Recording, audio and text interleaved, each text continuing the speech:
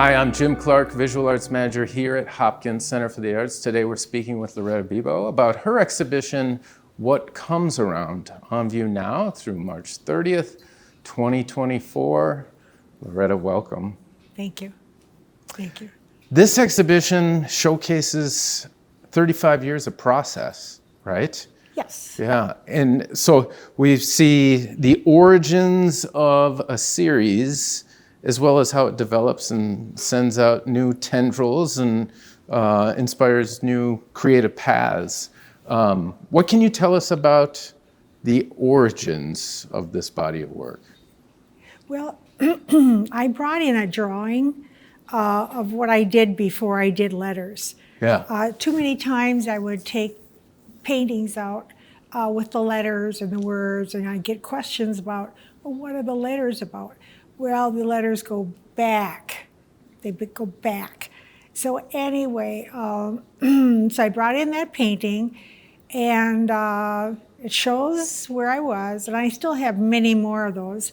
But then I took the pages of an advertisement, Cutty Sark Liquor, and I tore them apart, cut them apart, because I wanted to take a new direction.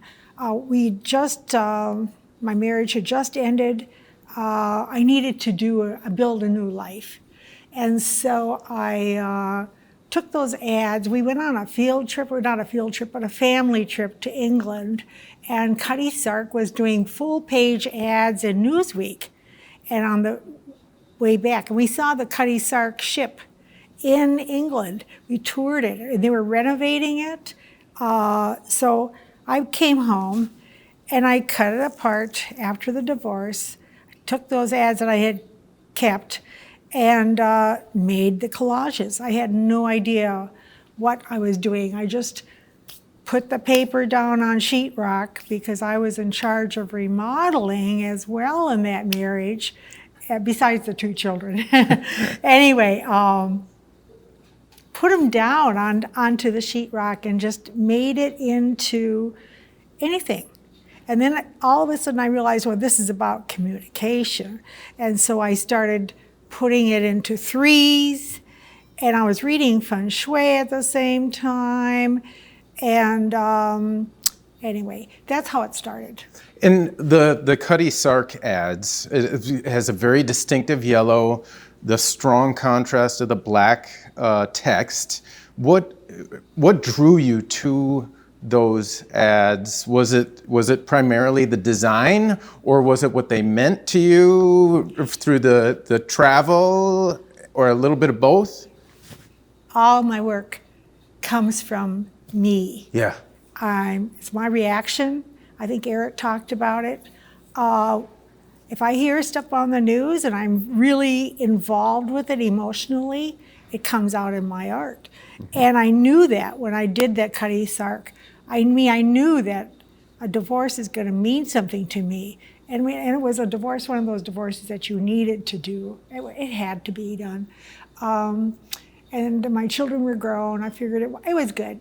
But the collages, I took the yellow because it was yellow, the ad was yellow, and then I did more research and got into feng shui. And feng shui, yellow, is the healing color. This is the bagua. This is the feng shui bagua. And this is the healing color. This is finance, this is reputation, this is relationship, creativity, friends, career, knowledge. So I made a painting out of all of those colors. A pink painting, I donated that. A gray painting, that was purchased. The white painting is still there. The yellow painting is still here. But yeah, my paintings were influenced by the feng shui. And you discovered that relationship to the color after you'd already started working on it. Yeah. So something resonated for you before even recognizing maybe what it fully meant to you? Did Yeah. you discover more as you were going? I discovered more as I was going. I keep discovering every day, but the collage, the feng shui, and the Cutty Sark, that I wanted to just take it apart because it signified where I was. I was in a happy marriage, and no, I am not in a happy marriage. I'm alone. I'm by myself. I don't know where I'm going. So I started just collaging them down, and I actually hid almost in my studio. I just stayed there. I was lucky to have a studio because I moved everything from the house into the studio and then found a small apartment. And I rented the apartment for like 7 years and kept driving to the studio. But let me see, yeah. Is it fair to say you poured those energies into the creative act and that it transmuted them into something positive and constructive? I mean, Yes. yeah. Yes. I did it until I had all of the ads, and I did 15 of those collages, and I used the 6x12, 6x18, everything that referred to 12 inches, the measurement of the house. So I was relating it to my life, and just letting it go. Just keep letting it go. And don't think, but just keep making. And showed them and sold a couple. I still have a lot, but I made every inch of yellow collage. Every ad was made into collage. And then from that, I took the collages and I photocopied them and I made a moving sale, and then I made too many. So I moved into the current building I'm in, took all of this extra stuff along, all of this collage and all of this sheetrock, and started collaging at the building. And it was like a 300 square foot room, and I was in there, no windows. I was in there working 3-4 hours, and then everything was glued. I'd leave. And so those were shown. And then I started working on sheetrock, real sheetrock. I said, why not draw on sheetrock? Why not write? Now that enters my childhood. How so? Well, when I was a little girl, like 3 or 4, I took a pencil and I crawled behind the heater and I started drawing on the wall. I drew a picture on the wall. My mother Caves of never Lascaux. painted it. She never painted over it. Is that right? She kept it. Wow. She kept it there. That was my first picture. And it was us going to church. It was my dad with a hat, my mother with a hat with a feather, and there was me. And it was just a child's scribbles. But that was the first time. I don't know where I got the pencil. But after that, I got crayon. I got a crayon, I got a paper, and then I always had crayons and paper. And then when I went to school, the teacher gave us a big paper. It seems like it was this large, but I was like 6 years old for first grade. And I got to draw on the whole paper, and I was excited. Yeah. This was like the first and second class, first grade and second grade together. And You didn't turn your nose up at the pedestrian materials like paper, because you'd already been doing frescoes and murals. I wasn't doing frescoes. I was just being mean. Yeah. I mean, I was the oldest child, so I was all by myself. I don't know where I learned this. I just started drawing. I wanted to explain this church thing. Yeah. What is this? So I put it on the wall. Anyway, and then in school, I drew on the whole page. I was thrilled to get a piece of paper because I think I only had a little bit. So my art, it comes from the beginning. My first scratch was a scratch on the wall. Yeah. You know, and then that identified me as an artist. As I got into school. So you've always been an artist. I've always been an artist. I mean, I guess, I didn't do this kind of thing, but I started gluing and collaging when I was 4 years old. And my grandmother taught me about watercolor. When I was getting babysat by her, was a little tray of all these gorgeous colors. And then her daughter, her youngest, came home from high school and said, "Oh my God, what are you doing?" And then I got an 8 praying kit. But that's my introduction to art. And it's also why I did these. Because, so when I was doing my sheetrock, I was focusing on communication, the lack of communication between my husband and I. Okay. And then it came out, somebody asked me, "Are you doing this about your hearing loss?" And I said, "Well, no," but it shook open the door. And so I started doing the sheetrock about my hearing loss. And I did collages about hearing loss. And it also got into the marriage yet, the divorce part. And those, I had 4 pieces chosen to exhibit in the Smithsonian. I was invited to submit, and because of the sheetrock pieces that I did, and someone saw them, and then somebody got back to me and said, "Would you like to submit your work?" And another friend said, "Boy, you'd be foolish not to do that." Sure. And I said, "Oh God." So then I had to figure out how to send images, and all 4 pieces were chosen. And I still have them.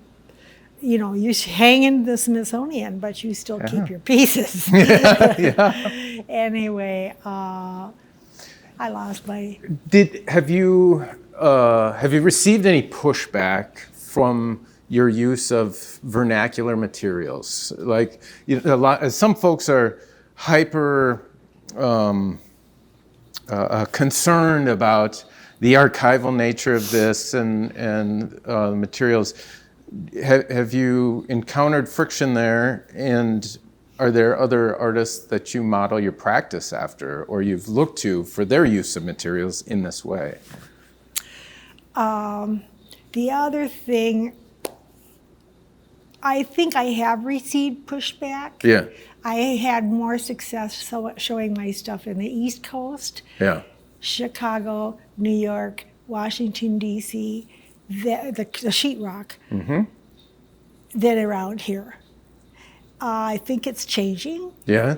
You know, and I don't know why I had that. Do you think folks are better educated about the purpose of art making, just period, as an expressive tool? I think that's happening, but you know, I really think that the wave of what we have created as artists and teachers of art, that I think people are being more gutsy and showing more. And I got it from Louise Nevelson. I have to show you this book. Louise Nevelson, she does all black. I moved here in 1970, and they opened up the new Walker. I moved here because of the Walker when I was at undergraduate school. We came down here for a field trip. There was 2 cars, and the teacher was from New York City, and he wanted to see what the Minneapolis section had. And so they taught 1 year in Fargo, and then they left, but they wanted to see what was in the Midwest. So we came down here, and I saw the Walker Art Center. And I thought, ooh, this is a nice flat building. They had neon in Walker Art Center. I thought, wow, art? That's art? Neon? But it was beautiful. I'll never forget it, in that corner. And so I made it a goal of my life to go to Minneapolis. And then I married like almost immediately, and we lived on 22nd and Colfax. And I walked down to the Walker Art Center. And Louise Nevelson was showing at the Walker Art Center. Yes. Whoa. Louise Nevelson came from Ukraine, the South Russia. Yeah. My grandparents came from South Russia. So There was resonance there. Yeah. I was like, oh my God, she's an artist and she's from the same part and about the same time that my grandmother came. So I was excited. Did it give you confidence? It did. Yeah. It did. I started using brown bags. Because there's a history of using non-traditional materials Yep. in art making, Yep. right? Louise Yep. Nevelson, Yep. Robert Rauschenberg. Rauschenberg. I met him when I worked at the Walker Art Center. I was there as a tour guide, and I was there during the Picasso show in 1980, 81. And oh my God, that was great too. Picasso also used a few odd materials. And then the reason why is simply that there's no money. You know, it costs money. I painted that canvas flat on the floor, and then I put it up on the wall and painted it more. And then I paid someone $250 to put a stretcher on it, to put it onto a stretcher. And so that's the cost. Yeah. The picture Resourcefulness. I mean, you're being resourceful, right? I'm being resourceful. Yeah. Be resourceful. And I think that comes from being an immigrant. Okay. I think so. Or from being a farm immigrant, because my family in Russia owned land and they were driven out. And then they came here and they settled in North Dakota. As well, I mean, there's like hundreds of people that came. They were pushed out of Ukraine. It was not Ukraine, it was South Russia. So they're fighting then and they're fighting now. It's a sad thing. Anyway, yeah. But a natural sense of making do and using what was at hand Using what's to there. express yourself. Yeah, and I've always done that. Yeah. I was always doing that. And that's why the wood, painting on wood, I had to order these. It took 8 weeks to get my pieces, my 8 pieces. Your panels. Yes, yeah. yeah, my panels. 8 or 9 weeks. They're from China. I got a big order. But that was okay. I needed to have them because I needed one to play and to figure out the medium. And I had a grant to work on this project, so I had to test how is it going to work because I was working with sheetrock yet and my language, and then I wanted to use other people's language, people that I had met, people I had talked with. Yes. You know. So originally, the language was found. I mean, you're taking it from ads. As I find it. And most of the language is subverted and it just becomes graphic elements because it's cut in a way that you're not reading words very much. Every once in a while you got a word in there, but for the most part it becomes a texture. But at some point it became more about the content of the words. Yes. And you opened it up to languages beyond English. Yes. How did that happen? Well, my grandparents had a dialect. I think it's pretty much died out yet. Maybe there's some of it. It was German and Yiddish and Russian. And so I have all 3 of those languages on there, German, Yiddish, and Russian. And that's my family. I don't know which one is, because it wasn't pure German and it wasn't pure Russian. Yeah. Anyway, yeah, that's how that happened. And the people that I met as I was a teacher, I have 2 friends who are Hindi. One is a dancer, one is a painter. The dancer is, I'm not going to recommend it. I mean, I don't want to go ruin her life, but her name is Ronnie. Anyway. In her last name? I'm just kidding. Her name is Ronnie. Anyway, and I love talking with her, you know. And then I had a friend from China. He was in charge of designing the Lower Town lofts. He's now passed away. But he came to my studio every art whirl and would take a picture of me and standing in front of my creation because he was just keeping track of me. I couldn't believe that. But, you know, And the word depicted is what? health. Oh. Health. Again, I had to think of, I was doing stuff that the language part is, it's a negative. It's like complaining that I had hearing aids. It's a hereditary loss that I got when I was 39 years old. Complaining, and I thought I want to change it to positive. And I have to have something to soothe me because I have an autoimmune disease. And anytime I have this negative, you keep pouring negative into you, you're going to be negative. You're going to be sick. You're going to be sick. So I thought, okay, I'm going to be positive. So I started going out to talk to people I didn't have, like Somali and Vietnamese and anyway, Tibet as well. This is Tibet. This one is Tibet. And that's a phrase. Anyway, so I wanted positive stuff. And that's why I can work on positive, I can become positive, and I think it worked. I think it helped. I had another friend who'd done some imagery that was, I can't even talk about it, but anyway, it turned out that her husband died of a lung cancer. And her imagery, she said, this is just scary. And that's why I thought, okay, I'm going to be positive.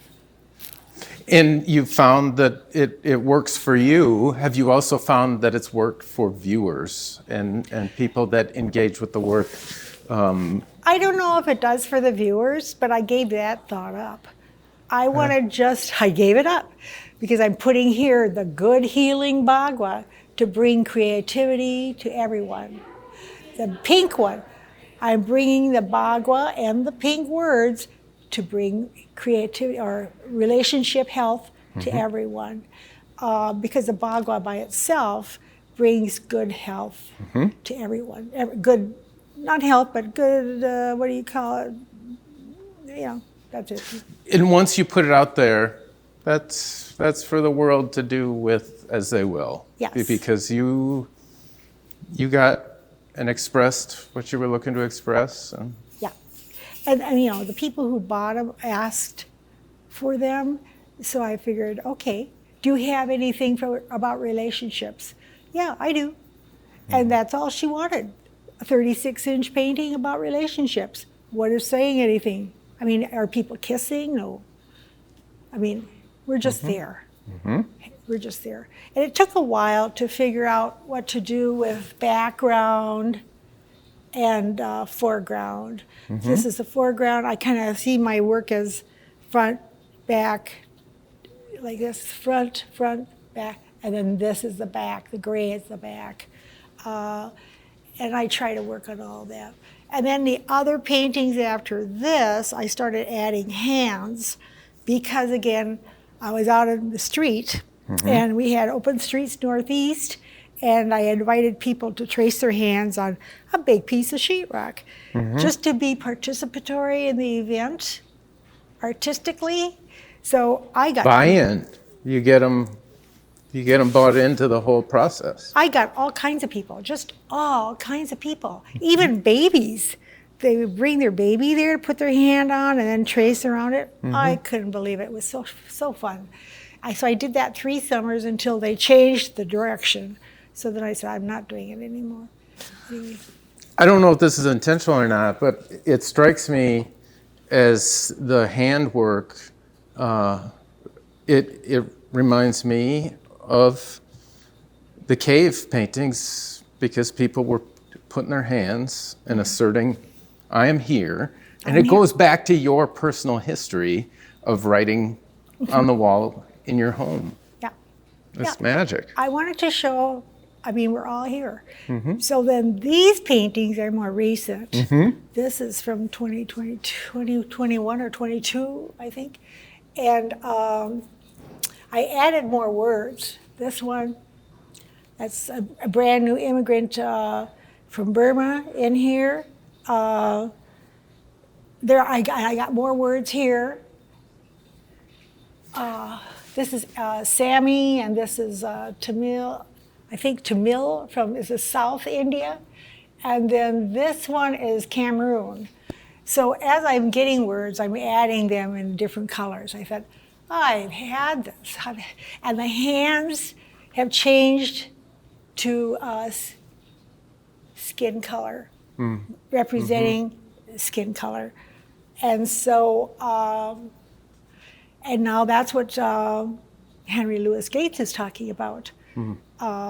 He's talking about that we're all the same, 99 and 90. I said, yeah.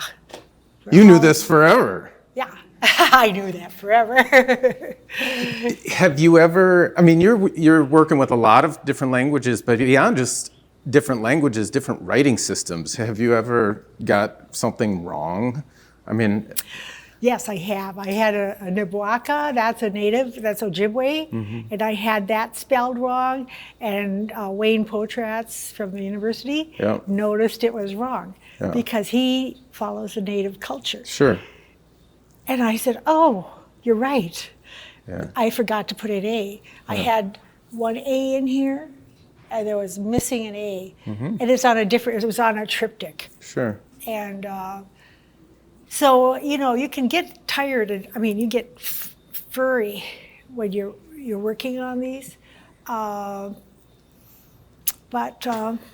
I imagine quite easy to do as well. Just if we use English as an analogy, there's the British spelling of color and the American English spelling of color. So there's kind of a fluid space in there to have rightness and wrongness depending on the viewer, right? Yeah, and I'll tell you what, some of these people, some of those languages look differently and they're sounding the same. Because these people, I ran into them, I met them, they came into my studio and said, well, my language isn't on there. And what's your response? They're competitive. Competitive. They want it on there. And you're happy to add it, right? Oh, yeah. I'm happy to add it. Good. You can do that. How do you spell it? Yeah. And then that's what I found out. I learned a lot. That they are not watching as closely as the person, the individual here. So. You seem very engaged with the sense of community and people, and that leads me to what do you think the purpose or role of an artist in our contemporary society is? To do this kind of pointing out. Draw attention. Draw attention, point it out. Yeah. And to show, but very nicely. I mean, that's me. There are other artists who are activist artists. I mean, you got the several categories of art. And I'm not talking styles. I'm talking activist, outsider, popular art, academic art, research, and then you have the high art. They all fit together. But the other thing is, what was that question again? I forgot it all. The place and purpose of an artist in our contemporary society. Yeah. I think it is to point this stuff out. Yeah. And you have it. I feel like you were communicating that you have your personal way about engaging with and pointing out aspects of diversity and the rich fabric of our pluralist society. But your way isn't everyone's way. Is that fair? Is that what you were saying? Yeah, right. Yeah. I'm doing this is hand painted on. I mean, I used to draw on the sheetrock, and then I had cut out stencils for these. Yeah. And then I said, oh, that's too hard to do when you get 50 languages, 57 languages. So then I went back to painting and drawing. And people have asked me, why can't you use a different letter style? Because this is the one I make. Right? This is the one I make. Yeah, This is the one I do. it's fair. The only, and I have to practice a little bit before I do another. I'm working on another one now for a commission, and I needed to practice on a smaller canvas just to get myself back into writing. Yeah. You know, because I was not writing. I was cutting. I cut that collage, and I made those out of the first first collages.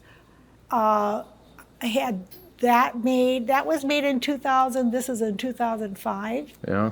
And then these were in 2021, Yeah. 22, something like that. I think it's 22. You're still finding inspiration 20 years on in the same the ads, repurposing the advertisements. Repurposing the advertisements. This gave me a show, an idea for a show. Yeah. I said, you know what? This is worth talking about. That it all came around, and I don't know what to do with it. So thank you for giving me. No, your thank show. you. Anyway, yeah, I'm okay. Let's open it up to questions. Hi, Loretta. Now that you explain things, I can understand your works better. But do you think initially, when you saw the Cutty Sark ad, was it the yellow that attracted you? Because Yes. that's okay. Yes. That's what I was thinking. The other thing about that trip is we took the underground, and the underground is so dark, except for the Cutty Sark ads. They were a full wall of Cutty Sark. And I said, oh, that's interesting. And so, I mean, they had done heavy advertising. And you know, the other thing about that yellow is that what happened is I think the Cutty Sark, under getting renovated, it caught fire. So I don't know, because that's a 1800, late ship from the 1800s. I don't know if it was put together again. But the yellow caught my eye as you're in the dark underground. Whoa. And also, it's more positive. It's like sunshine. Yes. Right? Yes. Yeah. Yes. And That's why especially I've stayed. when you were going through what you were going through. Yeah. Okay. Yeah. That's why I've stayed. I need to be cheered up regularly. So does everybody. Yeah.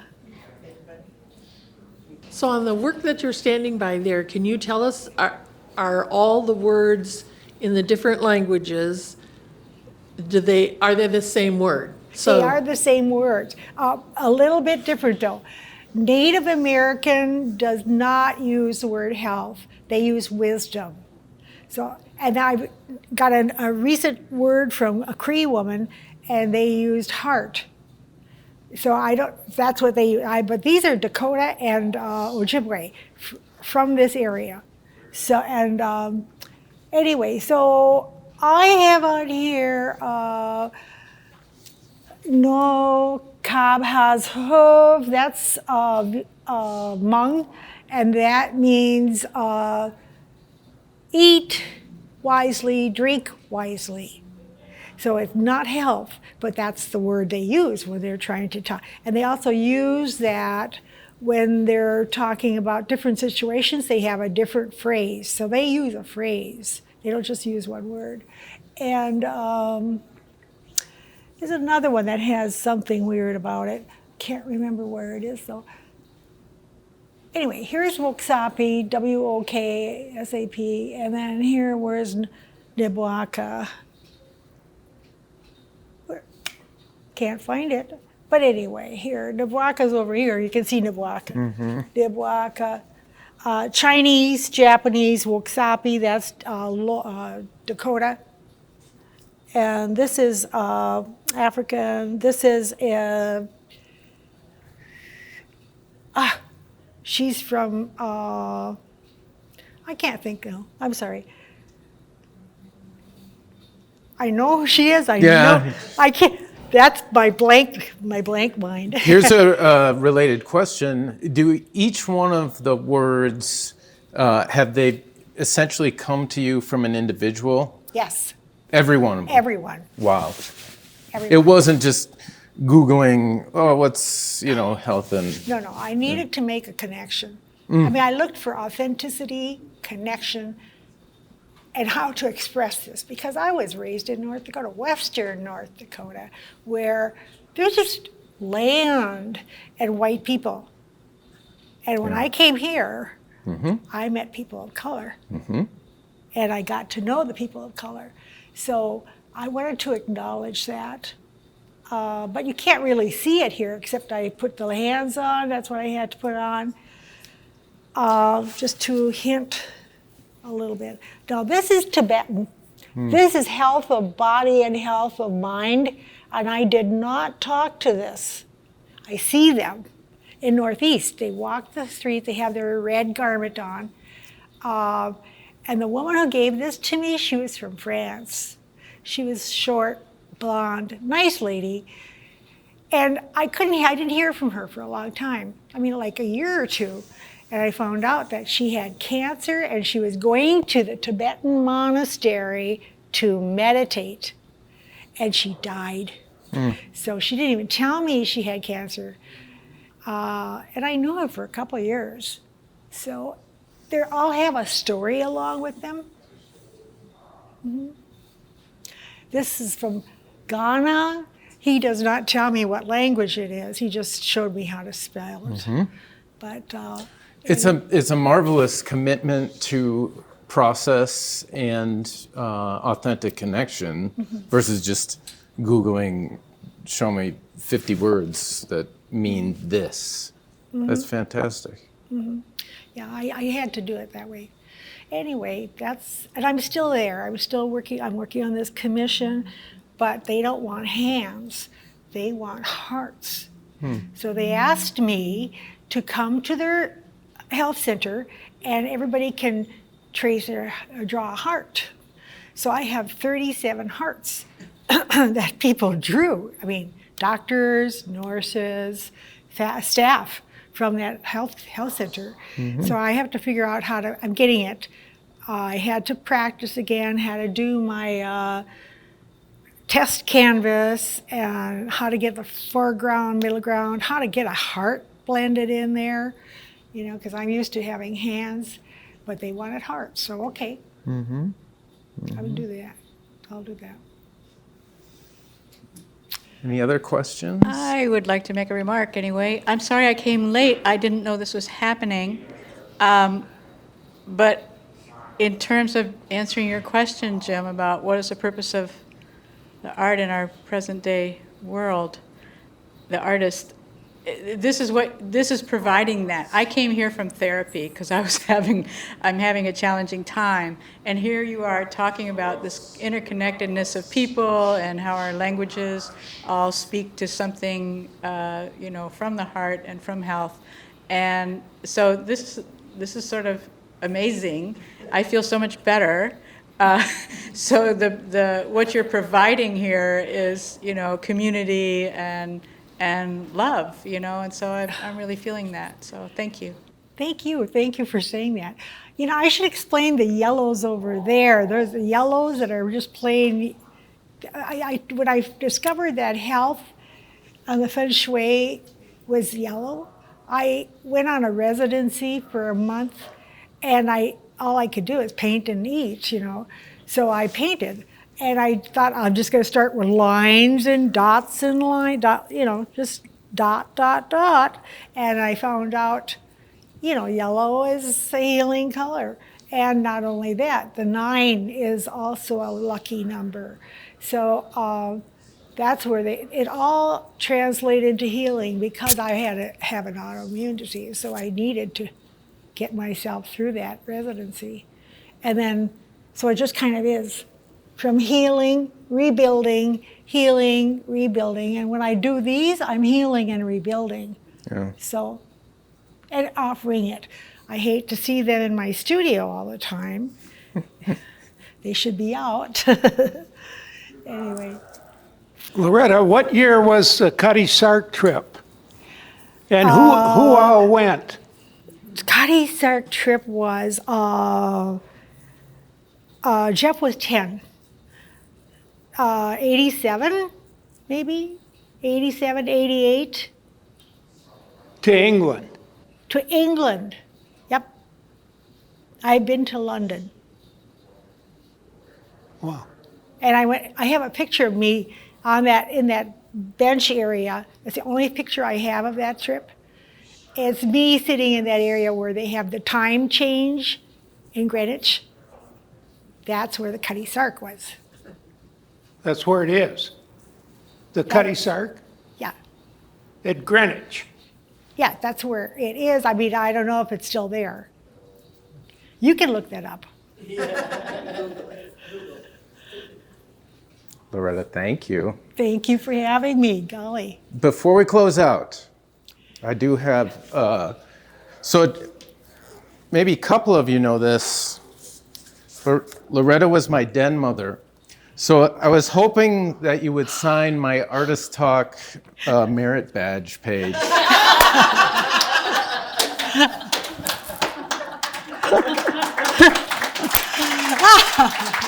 The last time you signed this was 40 years ago. 40 years ago. Look at this. Good job. Yeah, it was a good job. Oh, God. Yeah. Okay. Thank you. We've been speaking with Loretta Bebeau about her exhibition, What Comes Around, on view now through March 30th, 2024.